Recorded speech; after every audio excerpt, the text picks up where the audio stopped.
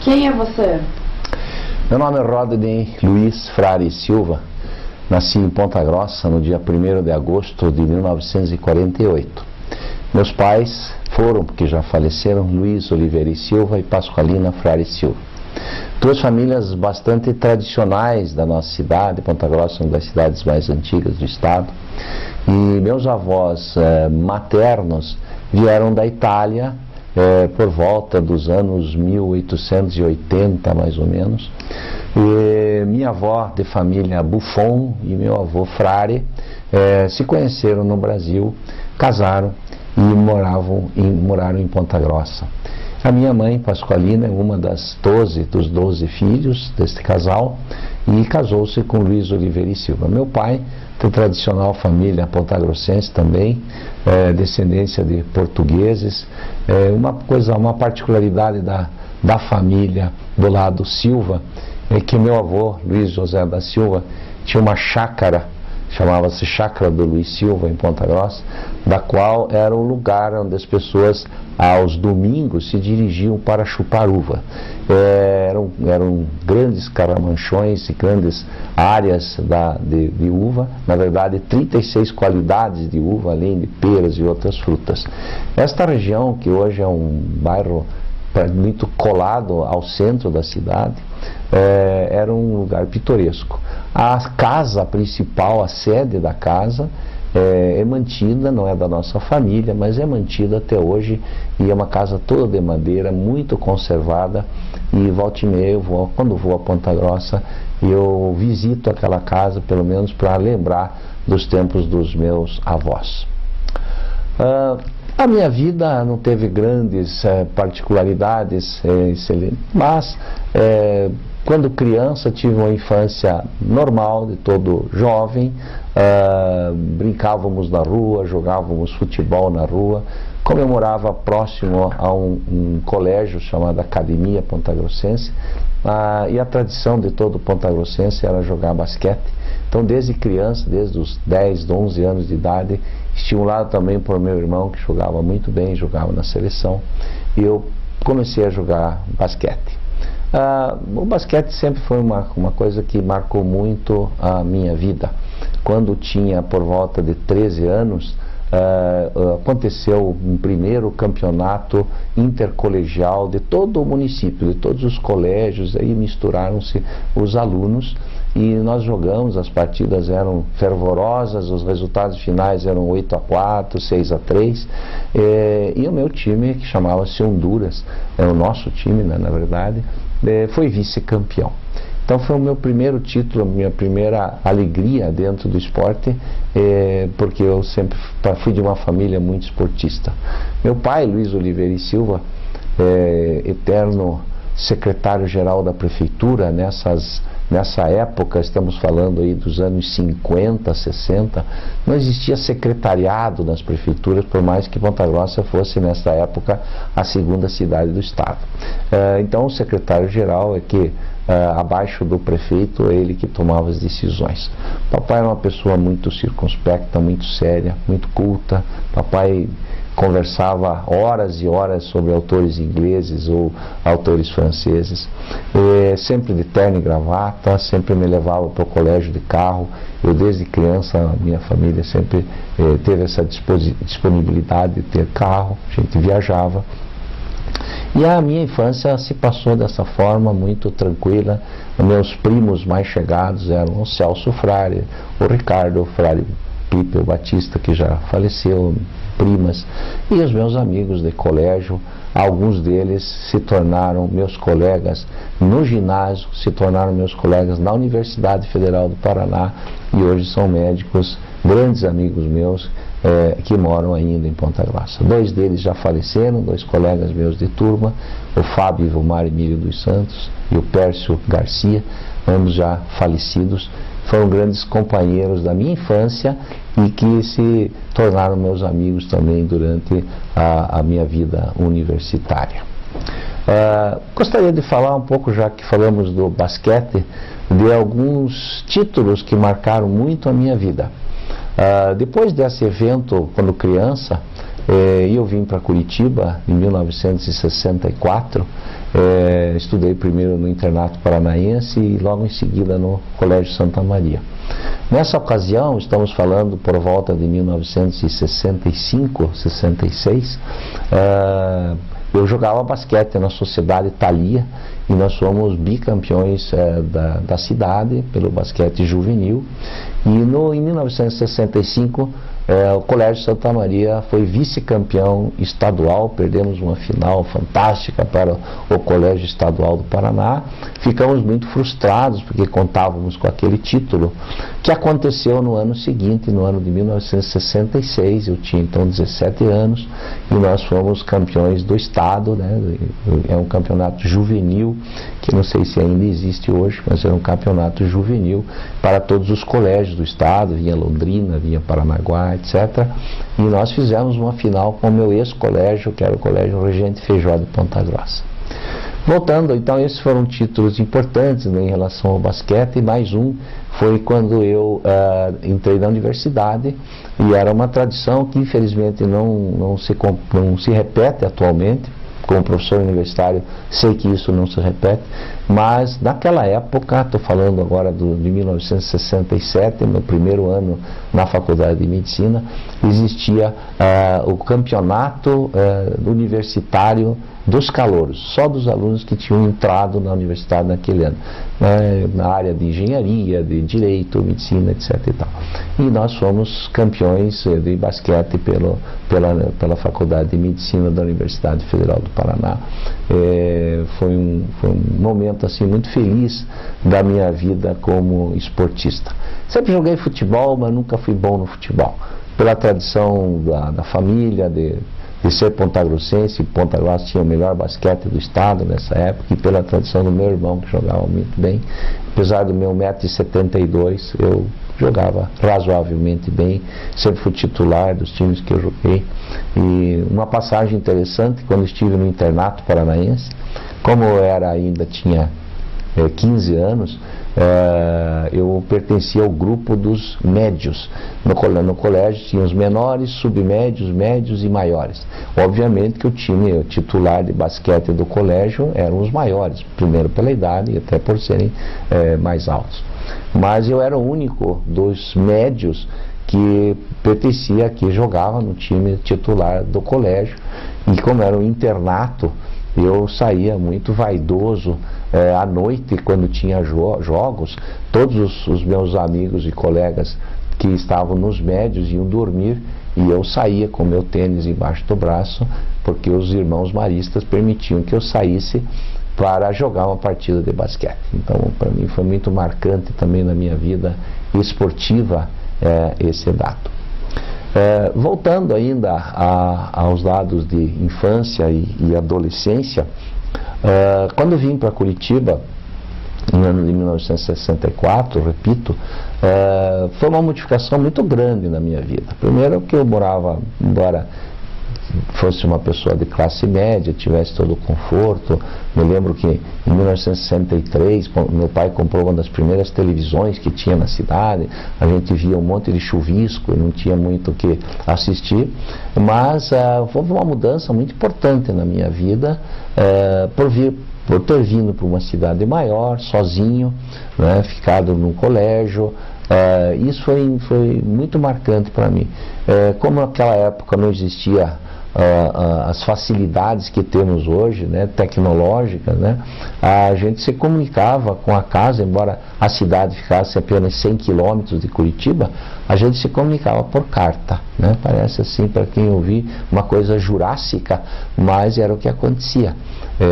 Pasmem que muitos anos depois, o meu filho foi fazer estágio nos Estados Unidos, a gente também se comunicava por carta, porque telefonar era complicado, era difícil e bastante caro na época. Mas essa época do internato foi uma época de muita introspecção, de muito pensamento, de muita leitura. Depois eu vou falar que é um dos meus hobbies preferidos, e que foi um momento interessante da minha vida, porque fez uma maturação daquilo que eu queria ser na minha vida, né? Desde criança sempre pensei em ser médico, não sei bem qual é a razão inicial, mas eu tinha alguns ícones assim da cidade que me impressionavam, E desde pequeno eu sempre nunca pensei em outra profissão na minha vida que não fosse fazer medicina. E nessa época de 1964, com 15 para 16 anos, isso foi muito marcante pela correspondência que eu tinha. Meu pai era uma pessoa muito culta e a gente trocava cartas que eram, na época, bastante profundas para um adolescente. Sempre tive um diálogo muito franco. Voltando um pouco à família, eu só tenho um irmão, ele é 14 anos mais velho do que eu, de forma que ele foi filho único e eu também. Então eu tive esse prazer de ter assim um relacionamento com os meus pais. Papai teve o primeiro filho muito jovem, com 21 anos, e eu, quando eu nasci, ele tinha 35. Então quando eu tinha 15 anos, ele tinha 50. Era uma pessoa muito fácil de se conversar, com um diálogo franco. Diria que eu nunca na minha vida recebi um tapa do meu pai. Nunca, nunca, nunca, nunca. Meu pai sempre foi um homem de diálogo, um homem que sentava, conversava, explicava. Já a mãe, com o lado italiano, algumas chineladinhas sempre a gente acaba levando. Mas papai tinha uma forma de educar muito particular. De forma que esse meu relacionamento com ele nos anos 64, não só com ele, com minha mãe também, com o meu irmão que morava nessa época em Londrina, foi muito especial. Foi um ano muito, como eu disse, introspectivo, de muito pensamento a respeito do que eu queria da vida e o que eu queria fazer na minha vida. Diria também que foi um ano de aprofundamento, não vou chamar de religioso, mas de conscientização de algo superior. Eu sou um homem católico, praticante até onde se pode, né, dentro da correria que é a vida de um médico profissional, mas minha esposa, depois falarei dela, somos praticantes, não somos carolas, mas somos tementes a Deus e acreditamos em algo superior. De forma que nessa época também foi uma época de fortificação. Afinal eu estava dentro de um colégio marista, e além do ensino, que era muito bom, né, o ensino do ponto de vista técnico, mas existia a parte religiosa, da qual a gente fazia esse mergulho interno, e a gente acaba pensando muito naquilo que quer ser, naquilo que quer da vida. Bom, eu em 1967, em janeiro de 1967, fiz vestibular na Universidade Federal do Paraná. Foi o meu primeiro e único vestibular. Eu estava inscrito para fazer, naquela época em medicina só existia a Federal e a PUC, né? Naquela época chamava-se Católica, hoje que se chama de PUC.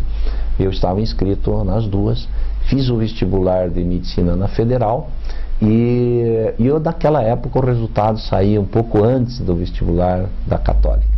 Como eu passei no meu primeiro vestibular, acabei desistindo, nem fiz o vestibular da PUC, por ter sido aprovado no meu primeiro vestibular. Foi um momento assim de muita euforia, de muito agradecimento, a satisfação que a família tem. Afinal, na minha família não tinha nenhum médico. Hoje existem alguns. Eu tenho uma prima que é médica e tem meu filho que é médico, mas não era uma família com tradições na área de medicina. Então foi muito marcante eu ter passado, felizmente, no meu primeiro vestibular.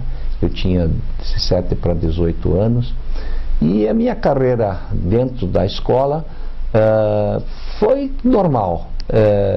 A medicina exige, pelo menos eu depois como professor noto que os alunos cansam um pouco, porque é muito intenso, né? Nós temos atividades de aulas de manhã até de noite, até às 5:30 da tarde a gente tem atividade, e muitas vezes fora do complexo hospital de clínicas, né? Na época tínhamos aula lá no AU, nós tínhamos onde tem doenças mentais, a gente tinha aulas fora da medicina forense. Então a gente tinha que sair, se deslocar, não tinha esse carro nessa época, se deslocava a pé, eventualmente de ônibus, e de forma que foi uma época, foram 6 anos assim muito intensos, de bastante estudo. Acho que para você ser médico você tem que ter dedicação, você não pode fazer um curso mais ou menos, você é ou você não é. Dentro desse minha passagem como estudante de medicina, algumas coisas que eu gostaria de destacar. Uma delas que me marcou muito foi no 4º ano da faculdade. Eu abriu pela primeira vez dentro da Universidade Federal do Paraná, abriu a possibilidade de se fazer uma monitoria. A gente não tinha ideia do que era uma monitoria. Então o aluno monitor é o aluno que faria uma prova daquela especialidade, normalmente a gente já teria passado por aquela especialidade, faria uma prova com vários e vários candidatos, tinha uma pequena remuneração, meio simbólica, assim, equivalente hoje a R$100, em torno disso, por mês, mas que o interessante não era a parte financeira, o interessante é você estar junto da disciplina, junto dos professores, auxiliando os professores.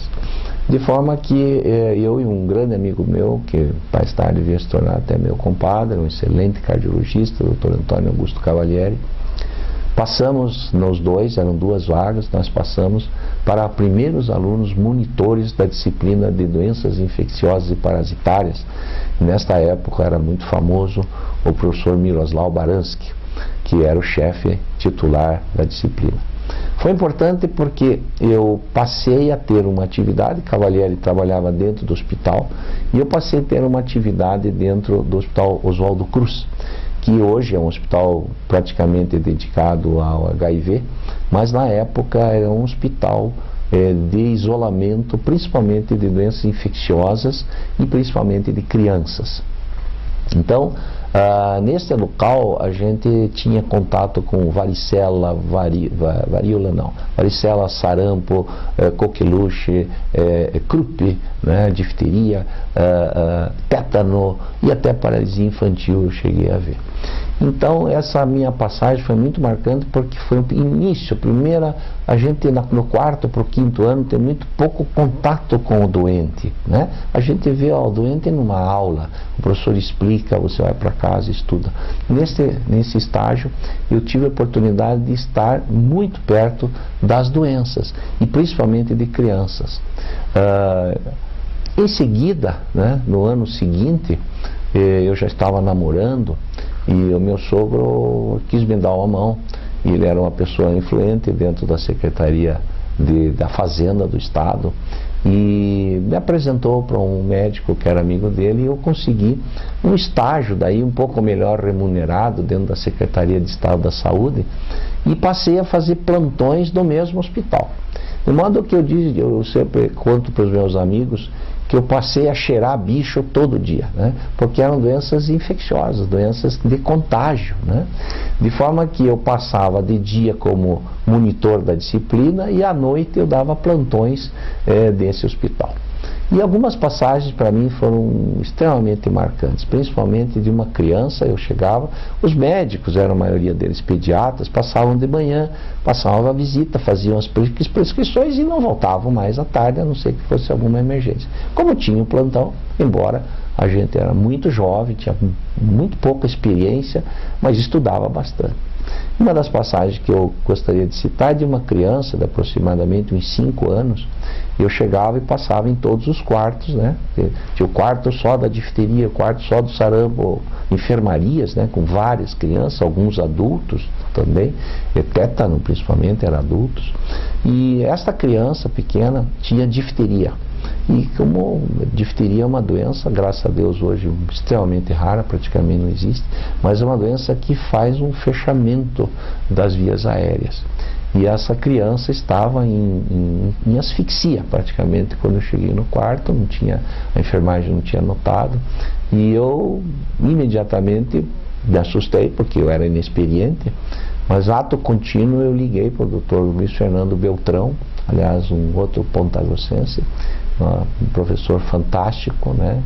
Infelizmente o perdemos, fui médico dele, ele teve uma doença pulmonar no final da sua vida, um grande amigo, e eu imediatamente telefonei, eu era um moleque, né? Eu tinha aí 21, 22 anos, estava de plantão com pouca experiência, infelizmente ele rapidamente chegou ao hospital e foi feita uma traqueostomia nessa criança e que estava já com uma insuficiência respiratória extremamente grave. Eu o auxiliei a fazer essa traqueostomia E essa talvez foi uma das primeiras emoções de satisfação. O médico é um profissional que ele vive do que faz, ele tem que ganhar por aquilo que ele faz, porque essa é a vida dele. Mas como todas as profissões, nós temos satisfações intelectuais, e que pode começar muito cedo, como foi comigo. Então eu ainda era um estudante, a sensação do dever cumprido, a sensação de ter feito a coisa certa, e a sensação de que aquela criança, depois ela evoluiu, graças a Deus, muito bem, salvou-se e teve uma evolução favorável. Então eu diria que essa é uma das primeiras emoções importantes que eu tive na minha vida em relação à medicina. Ainda como estudante, eu passei a dar plantões na Polícia Militar. Era um lugar histórico, todos os alunos jovens acabavam tendo as primeiras experiências com doenças agudas, traumas, fraturas, suturas, sangue para todo quanto é lado, baleados, etc. Então a gente tem que perder o medo, né? Eu vou contar uma passagem que a gente, entre nós médicos, a gente sempre diz que o anjo da guarda ajuda o médico jovem, o inexperiente, para que as coisas não aconteçam, não deem errado. Estava eu de plantão, devia estar no 5º ano, e o máximo que eu tinha visto em relação a um parto foi um filme. Eu nunca tinha feito toque, eu nunca tinha acompanhado uma gestante, porque óbvio, até essa época da faculdade você não tem esse tipo de atividade, que ocorre no fim do 5º e no 6º ano. E eu tive um chamado, e a gente ia, o motorista da ambulância e a gente, e o plantonista. E quando eu cheguei na casa do paciente, era um soldado, coisa assim, né, da Polícia Militar, e ele me esperava no portão. Quando eu desci da ambulância, ele me falou: doutor, graças a Deus que o senhor chegou, que o nenê está nascendo. Como eu disse, a coisa mais próxima de um parto que eu tinha visto, tinha sido um filme. Então é essa hora que o anjo da guarda nos protege, né? Eu avaliei a paciente, ele estava, o termo que se usa é coroado, ou seja, a dilatação estava quase completa e dava para ver o cabelinho do nenê. A minha atitude foi: olha, aqui vai ser um pouco complicado, a senhora fecha as pernas, vamos para a ambulância, ligou-se a sirene e fomos direto para o hospital da Polícia Militar, parto normal, tudo excelente, graças a Deus, tudo correu bem. Embora eu seja pneumologista, depois vou falar um pouco disso, uma outra passagem minha é obstétrica também. Estava já no 6º ano, e de plantão, quando tinha uma campainha de madrugada que batia, a enfermagem descia, a gente que estava de plantão descia junto para ver o que era. Em geral, parturientes, etc. Então, quando eu cheguei lá fora, era no Hospital de Clínicas, eu estava no 6º ano, então nós chamamos de doutorando. Abri a porta, me deparei com uma viatura da polícia, era um Volkswagen, na verdade um FUC, e o guarda, o soldado, me disse que no quarto tinha uma paciente e que o neném estava nascendo. Então eu fui no banco traseiro e ela estava deitada, não tinha condições de tirá-la dali porque o neném estava realmente nascendo. Nessa ocasião eu já estava no 6º ano e eu já tinha uma vivência de dentro do centro obstétrico, então eu fiz um primeiro parto dentro de um Volkswagen. Então, como a gente diz no jargão popular, aos 30 minutos do 2º tempo, estava a paciente deitada no banco traseiro, eu no banco traseiro, o neném que tinha acabado de nascer e a enfermeira me dando material para eu fazer cortar o cordão umbilical. De forma que foi fantástico, foi uma alegria muito grande, porque a gente usa no termo médico um salta-caroço, quer dizer, foi extremamente fácil o parto, mas pelo inusitado de se fazer um parto dentro de um carro, com a luz de um carro antigo, isso nós estamos falando de 1971 provavelmente, luz bem pequenininha, e a gente fez um parto dentro do banco traseiro de um Volkswagen. Depois o neném foi para dentro, a paciente também, feita a dequitação, que é a retirada da placenta, tudo ocorreu muito bem. Então foi mais um episódio marcante na minha vida e que me deu satisfação por ter tido um final bastante feliz. Após o curso médico, nós passamos à residência médica. A residência médica era já vigente no Brasil há alguns anos, nós iniciamos a residência em 1973, fazendo diretamente clínica médica, e nessa ocasião eu já tinha decidido fazer pneumologia. Durante esse período, foi um período que eu mais trabalhei na minha vida, provavelmente. Nós, em dois médicos, ainda na fase de clínica médica, atendíamos 120 pacientes por dia. 2 médicos atendendo 120 pacientes por dia no pronto atendimento do hospital.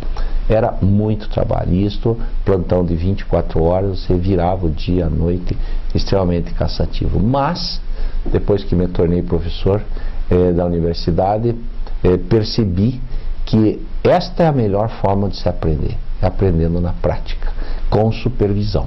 E nessa época, e graças a Deus, durante o tempo em que frequentei a universidade, nós sempre tivemos supervisão. Nós nunca soltamos no departamento de clínica médica o aluno sozinho ou o residente sozinho. A supervisão é extremamente importante, de forma que você faz o aprendizado em serviço. Isto é a medicina. Se você for arquiteto, você tem que aprender fazendo projetos. Se é engenheiro, você tem que ver o cálculo estrutural como é. O médico tem que atender doente. Então, esse atendimento supervisionado é a melhor maneira de aprender. E durante o primeiro ano de residência médica, você consegue colocar em prática tudo o que você aprendeu. Então, talvez o ano de maior sedimentação de coisas na tua vida médica são os anos da residência, né? Nessa época eram 3 anos de residência, hoje está estendido, né? Na verdade, no Brasil você faz residência em 4 anos, nos Estados Unidos são 6 anos de residência e fellow, então esse aprendizado é extremamente importante. Gostaria de falar um pouco foi nesta fase da minha vida que eu comecei a ter algumas atitudes de liderança. Numa disputa acirrada com um grande amigo meu hoje, que é quem faz os partos dos meus filhos, mas fizemos uma disputa acirrada pela presidência da Associação Paranaense de Médicos Residentes. Então foi a minha primeira participação numa eleição, e felizmente fui eleito. Fiquei 2 anos nesse mandato. Bastante coisa a gente fez nessa época em defesa do médico residente, em termos de remuneração, em termos principalmente disso que eu estou falando, que é a supervisão. A residência não pode deixar o residente sozinho, então a gente exigia realmente supervisão para esse aprendizado. Foi muito bom e foi a minha primeira experiência na liderança de alguma coisa. Na sequência, levantando um capítulo de liderança, já como profissional, já como pneumologista, fui por 4 anos presidente da Sociedade Paranaense de Tisiologia e Doenças Torácicas, que é a nossa sociedade médica aqui no Paraná. Fui vice-presidente do Congresso Brasileiro de Pneumologia em 1988. Fui presidente do Congresso Brasileiro de Pneumologia de 2010, há 5 anos atrás, aqui em Curitiba. Fiz parte da diretoria da Sociedade Brasileira de Pneumologia. Fui presidente da Comissão de Infecção. Minha ligação de infecção vem de longa data, como já citei. Fui presidente dessa comissão por também 2 anos, de forma que nunca me omiti em relação a ter atitudes de liderança, de comandar. Até hoje continuo na Associação Paranaense de Pneumologia, que se chama Tisiologia e Doenças Torácicas, de forma que essa é uma participação que eu acho que o médico não deve se omitir, não deve fugir. Se você tem esse aspecto de liderar, você deve assumir essa atitude e contribuir para que a sociedade cresça, para que se consiga coisas melhores. Em relação à minha profissão, eu amo realmente a medicina, né? O médico, às vezes, ele é até mal compreendido até no seio da família, quando ele muitas vezes prioriza o paciente em relação a algumas coisas familiares. A esposa do médico precisa saber entender o médico nesse sentido. Eu sempre digo que não basta casar com o médico, precisa conhecer a profissão do médico e saber ser esposa de médico, né? Para que aceite a condição que a gente tem que assumir, porque são levantadas de madrugada, são plantões no início da vida, são feriados, são natais, são Páscoa, que você foge às vezes do hospital para fazer um lanchinho em casa com a família e volta para o plantão. Então, esta paixão pela medicina eu tenho desde criança e sempre me dediquei até hoje, graças a Deus. O conceito que tenho dentro da medicina é bom e considero que seja bom e sempre me dediquei muito a isso. A profissão leva a gente a inúmeras experiências, né? Eu vou contar uma que é assim: Curitiba, nos anos, vamos chamar aí 75, 76, não tinha UTI nos hospitais. Existia uma UTI do Dr. Roberto Clausi, que era ligada lá à clínica de fraturas, mas os hospitais grandes, Nossa Senhora das Graças, Santa Casa, já o Santa Cruz estava iniciando, não existia UTI. Nós fomos a São Paulo com um grupo de mais 2 amigos aprender UTI, aprender a ser médico de UTI. E isso foi muito gratificante também, por ter voltado com uma vivência do UTI. Nós tivemos no Dante Pazanese, a gente levantava às 6 horas da manhã, 7 horas estava no Dante Pazanese, cheirando UTI de noite para aprender. 3 e 3 e meia da tarde a gente saía do Dante Pazanese e ia para a Beneficência Portuguesa, onde o Zerbini operava. A gente via os pós-operatórios, aprendia respirador, coisas que não tinha em Curitiba, e ficávamos até as 11 horas da noite vendo UTI. Então a gente, entre as, cheirava UTI das 7 da manhã às 11 da noite durante um período de 2 meses. E a gente veio muito entusiasmado com isso. O nosso grupo de pneumologistas aqui, eu tive a honra de pertencer, eu era o mais novo do grupo, éramos 4, nós éramos daí já 4 professores da universidade, o Dr. Léo Schoma, o Dr. Roberto Pirajá de Araújo, o Dr. Rubens Jansen de Sá. Compramos o primeiro respirador artificial de Curitiba, para usar dentro do Hospital Nossa Senhora das Graças. Era um trabalho insano, porque o respirador dentro de um quarto. Hoje o respirador está no UTI, que tem médico 24 horas, enfermeira o tempo todo. A gente deixava o respirador, tinha que ir 4, 5, 6 vezes ao hospital para ver se o respirador estava funcionando. Era muito trabalho, muita preocupação, mas você mantinha os pacientes vivos. E foi assim um dos berços da UTI do Hospital Nossa Senhora das Graças, foi o uso desse velho Bird, que era o nome do respirador, um aparelho verde que funcionava à pressão, muito diferente dos respiradores modernos, todo digitalizados que nós temos hoje. Então, dentro da profissão, alguns inícios que a gente viu foram muito importantes. A minha carreira universitária começou muito cedo.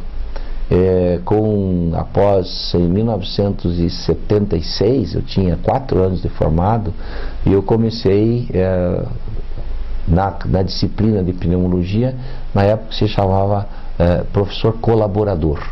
Era um vínculo, você tinha um vínculo já com a universitária, assinado na carteira, ganhava-se, como se ganha até hoje, muito pouco, mas você já tinha um vínculo, até esperando a oportunidade de um concurso. Em 1980, com 8 anos de formado, eu fiz o meu primeiro concurso para professor da Universidade Federal do Paraná, na disciplina de semiologia médica, que é onde você ensina o aluno ao primeiro contato com o doente, como se conversa com o doente, como que se examina um paciente. É uma disciplina extremamente importante na carreira médica. E lá fiquei durante pelo menos 10 anos, embora na especialidade fosse já pneumologista, mas fiquei ensinando 10 anos semiologia médica, 4 dos quais como chefe da disciplina. Eu tinha nessa época 30 e poucos anos e era chefe de professores que tinham sido meus professores.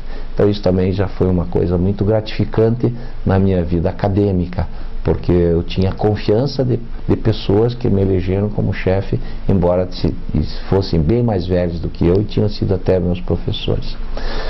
10 anos depois eu vim para a minha disciplina de origem, que é a disciplina de pneumologia, chefiada nessa época pelo Dr. Léo Schoma, depois Dr. Pirajá, Dr. Jansen, até o que eles se aposentaram e eu me tornei o mais velho do grupo e liderei esse grupo até recentemente, quando requeri minha aposentadoria como professor adjunto. Fiz mestrado, Fui chefe da especialidade de pneumologia, mas fui chefe de departamento. A chefia de departamento é uma honraria muito grande dentro da universidade. Você é eleito, a universidade abre para que os professores elejam o seu chefe de departamento. E o departamento de clínica médica, a qual eu pertenci durante toda a minha vida, é o maior departamento da Universidade Federal do Paraná. Até recentemente são 64 professores. Então você lidar com 64 médicos e professores é uma tarefa árdua. Por quê? Porque o médico é uma raça diferente. O médico, eu sempre digo, eu uso essa frase, o médico é ensinado a dar ordens. O médico não gosta de obedecer ordens. Só que existe uma coisa que se chama hierarquia, que se chama organização. E para você liderar um grupo de 64, além de médicos, professores, todos têm o nariz empinado, queira ou não queira. Todos nós temos um pouco de soberba quando atingimos este ponto da nossa carreira, seja de médico, seja de professor. Daí as dificuldades de você conseguir coisas com esse grupo. Mas tive a honra de chefiar este grupo por 4 anos, dos quais me degladiei com várias pessoas para conseguir espaço, áreas que eram verdadeiros feudos dentro do hospital de clínicas, ou seja, era uma sala para reunião, outra sala, outra disciplina, outra reunião, outra sala. Então eram salas dentro de um hospital que não se atendia doente. Claro que é um hospital escola, você tem que ter a área de reunião, etc.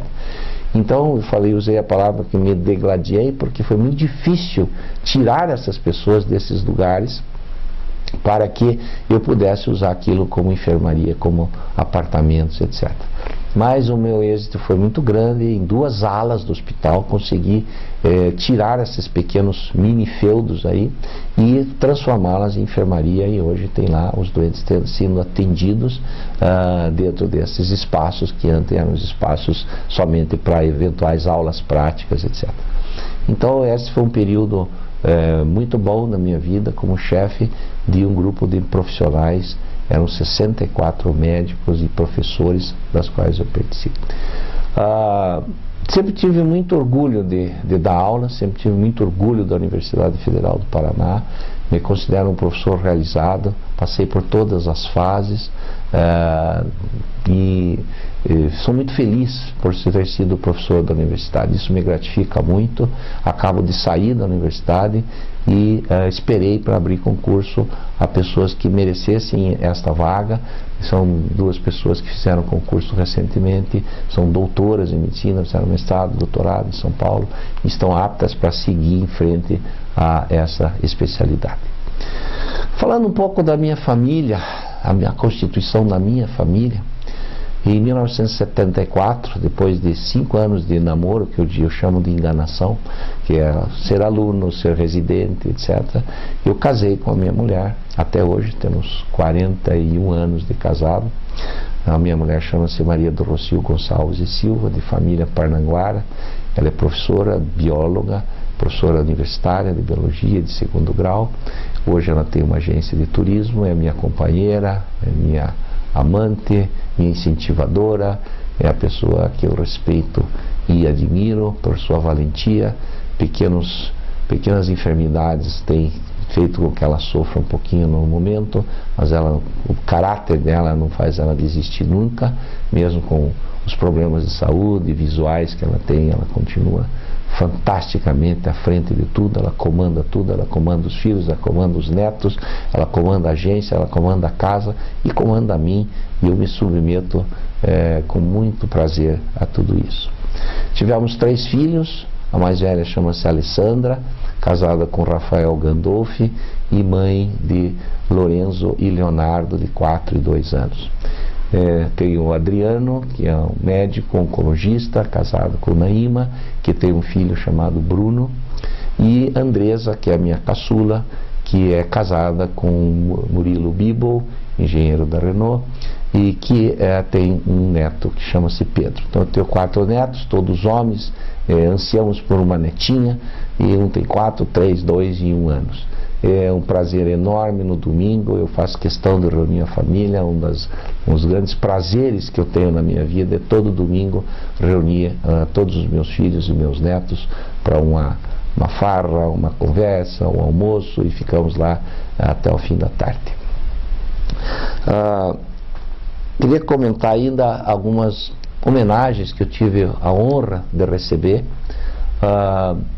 Uma delas, várias delas, como professor homenageado dos alunos que se formam em medicina. A turma de 2002 eu fui em nome de turma, que é uma honraria muito grande.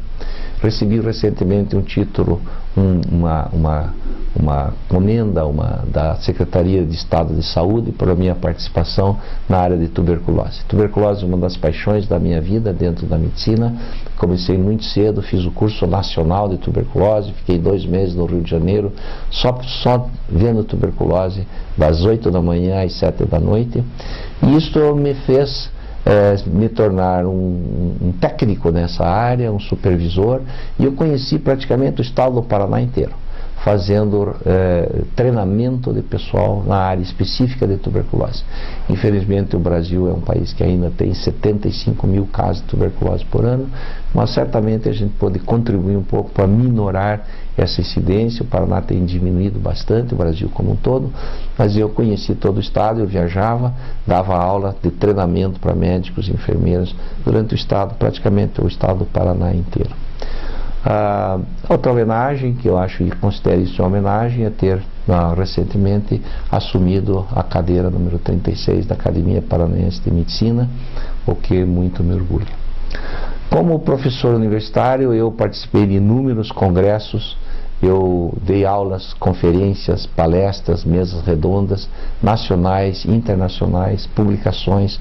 Tenho 7 capítulos de livros publicados, de renomados professores a nível de Brasil, dos quais eu fico muito orgulhoso. Alguns trabalhos em revistas nacionais e internacionais. Uma motivação da minha vida muito grande foi em 1992, participando da equipe do professor Ricardo Pasquini, no transplante de medula óssea, que começou lá em 1979, quando isso se expandiu. Em 72 ele nos chamou para fazer parte de uma equipe multidisciplinar, porque a maioria dos doentes de transplante de medula óssea tem muitas complicações pulmonares. Então, como é uma medicina diferente, é uma medicina que ninguém de nós conhecia, é uma subespecialidade, eu fui a Seattle, fiquei um bom período em Seattle, no Fred Hutchinson Cancer Research Center, e aprendi sobre as complicações pulmonares em transplante de medula óssea. E sou considerado no Brasil o primeiro pneumologista que fez essa subespecialidade. Então minhas aulas, minhas palestras, minhas conferências e meus capítulos de livros estão todos centrados nas complicações pulmonares dos pacientes imunodeprimidos, em especial aqueles que só fazem transplante de medula óssea. Para finalizar, eu queria falar um pouco dos meus prazeres, dos meus hobbies, né? O primeiro deles que eu citaria é a leitura. Com 15 anos eu tinha um grande amigo e nós nos desafiávamos a ler coisas de gente grande. Então a gente lia Freud, a gente lia Jung, a gente leu Nietzsche, a gente leu Schopenhauer, e discutíamos como 2 jovens na faixa de 15, 16 anos, do internato paranaense ainda, mas isso fazia a gente, nenhum nerds desse de hoje, mas a gente se sentia uma pessoa um pouco diferenciada, porque numa conversa a gente não era para se vangloriar, mas a gente gostava de discutir esse tipo de assunto, de autores desse tipo que avaliam vida, né? Então, grandes autores. Isso, ao decorrer da minha vida, os brasileiros, eu destacaria entre os de língua portuguesa, Fernando Pessoa. Então a leitura ao longo da vida diminuiu bastante, porque a gente é obrigado a ler muita medicina, você não tem tempo de fazer outras leituras, mas ainda é um hobby, um prazer que eu tenho. Outra é a música. Eu sou um apaixonado pela música. A música é uma das coisas que me preenche. Nos dias que eu estou triste, eu estou nervoso, eu faço duas coisas. Uma é cozinhar, outra é escutar música. Acho que cozinho razoável, me interesso, estudo. Minha mulher cozinha muito melhor que eu, mas eu sou bom palpiteiro, criador de coisas. E os filhos gostam daquilo que eu faço. Tenho um filho que cozinha melhor do que eu. Mas a cozinha e a música são duas coisas que me levam à alma. Eu consigo sair da fossa se eu estiver fazendo essas duas coisas. A outra é o futebol. Minha mulher diz que eu sou exagerado. Vou fazer um resumo. Eu acompanho a primeira, a segunda e a terceira divisão. Quero saber se o Londrina ganhou, se o Londrina não ganhou na terceira divisão, se o Operário, embora eu sempre fui Guarani na cidade que eu nasci, eu quero saber se o Operário passou para a terceira e obviamente acompanho a primeira divisão. Sou um coxa-banca fanático. Acho que a palavra exagerada da minha mulher até encaixa. Meus amigos acham isso também. Os meus amigos atleticanos, tenho inúmeros, brincam comigo como eu brinco com eles. Tenho grandes amigos atleticanos que nos degladiamos de uma forma muito amistosa, muito gostosa, né? De forma que eu adoro Curitiba, sofro com Curitiba. A minha mulher diz que eu sou exagerado, porque eu reclamo, eu não consigo ficar quieto, eu sou capaz de fechar a porta do quarto e assistir o jogo sozinho para poder reclamar sozinho. Então, futebol é uma paixão. E a outra é o jockey, né? Eu sou turfista de longa data. Eu frequento Tarumã desde o meu tempo de internato paranaense. Então, quando eu tinha 15 anos de idade, não era muito de ir no jockey quando era criança em Ponta Grossa, mas sempre fui do Jockey Clube Paranaense aqui em Curitiba. Fui proprietário, tenho as minhas tacinhas, ganhamos alguns prêmios. Tenho uma farda que eu adoro, que é um prata e ouro, que está viva ainda, de vez em quando ainda tenho um cavalinho para correr. E sou tão apaixonado também pelos cavalos, que eu vibro com os cavalos dos amigos, dos primos principalmente, que são grandes criadores. Meu concunhado, que é um ótimo criador de cavalo também, o Zeca Castellano. De forma que o jockey é uma paixão. Eu não assisto corrida para apostar. Eu assisto corrida porque eu tenho o prazer de enxergar a corrida. E com o tempo fui aprendendo a enxergar a corrida. Hoje eu sei a posição do jockey, eu sei se o jockey na entrada da curva vai ganhar ou não vai ganhar. Meu irmão sempre diz assim: se você pudesse apostar na entrada da curva, você não errava nunca. Porque se na entrada da curva você sabe o cavalo que está inteiro, sabe a posição do jockey, sabe como ele vai terminar. Dificilmente você erraria. O vencedor, quando você aprende a acompanhar uma corrida.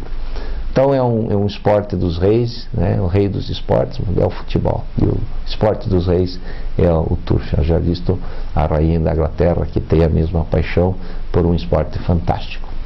Gostaria de encerrar, como a minha vida é muito ligada à universidade, gostaria de usar uma frase que usei a vida toda para os meus alunos, que é a seguinte: o paciente não procura o médico bonzinho, ele procura o médico competente. Mas não custa ao médico competente ser educado, ser uma pessoa gentil, que receba bem o doente, que explique as coisas para o doente. Isso é extremamente importante, porque muitos colegas, muitos profissionais são excelentes profissionais, mas não têm traquejo no lidar com o paciente, não respeitam muitas vezes o paciente, tomam decisões intempestivas, né? Fazem parte da vida, é o temperamento, é a personalidade de cada pessoa. Eu respeito isso, mas eu ensinei ao meu filho, que graças a Deus tenha o mesmo perfil, de ter esse respeito pelo paciente, essa paciência de ouvir o paciente, de explicar as coisas para os pacientes. Esse seria o meu recado final.